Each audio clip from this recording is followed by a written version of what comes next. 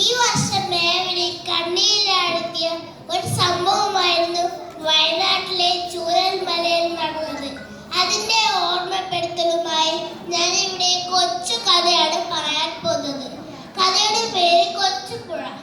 മുത്തശ്ശിയോടൊപ്പം ഉറങ്ങാനായി കിടന്ന മീനുട്ടി സ്കൂളിലെ വിശേഷങ്ങൾ പറയാൻ തുടങ്ങി. മുത്തശ്ശി, ഇത് ഞങ്ങളെല്ലാം ടീച്ചർ പോയാൽ പുഴ കാണിക്കാൻ കൊണ്ടുപോയല്ലോ.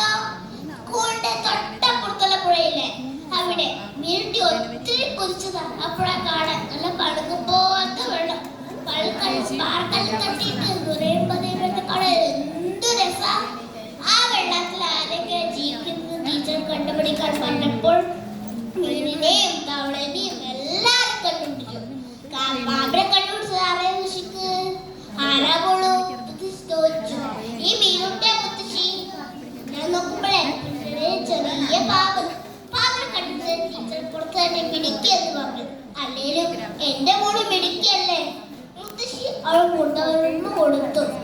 പുറത്ത് മഴ ശക്തിയിൽ പെയ്യാൻ തുടങ്ങി. മുത്തശ്ശിയെ പിടിച്ചുകൊണ്ട് തന്നെ അവൾ ഉറങ്ങി. അവൾക്ക് എന്തൊരു അസ്വസ്ഥത. മുത്തശ്ശിക്ക് എന്തോ അപകടം പറ്റാൻ പോകുന്ന പോലെ. എന്തോ ഒരു ഭീകര ശബ്ദം കേട്ടാണ് അവർ ഞെട്ടി ഉണർന്നത്. കിണറ് കട്ടിലിളകുന്നു. മുത്തശ്ശിയെ ചേർത്ത് പിടിച്ചുകൊണ്ട് ആരോ മുന്നോട്ടേക്ക് വലിച്ചു കൊണ്ടുപോകുന്നു. മേലാകെ ചെറിയ വെള്ളം മൂടുന്ന പോലെ. ശ്വാസം കൊണ്ടിട്ട് കരയാൻ പോലും പറ്റുന്നില്ല. പെട്ടെന്ന് എന്തോ ശക്തിയുള്ള വന്നിടിച്ച് കൈവിട്ട് മുന്നോട്ടേക്ക് ഒഴുകുന്നു.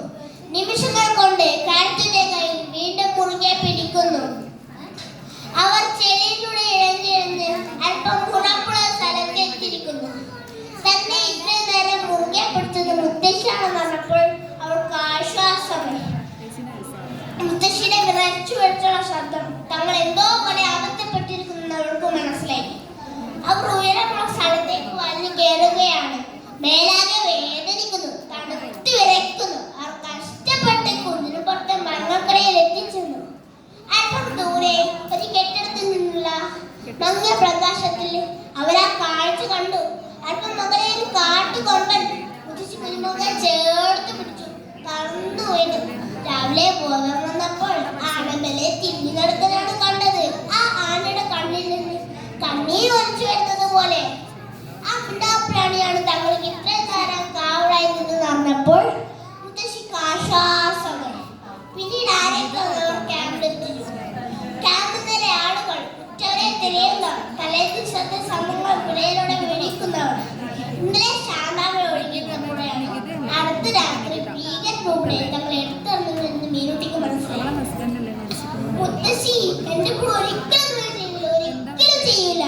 മീനുട്ടിക്ക് അങ്ങനെ ആലോചിക്കാനും പറ്റില്ല. അവൾ ഇതുമ്പറ്റിനെ വിക്കി പറഞ്ഞു. പുഴയല്ല മക്കളെ, കാലം മഴയാണ് ചലിച്ചത്.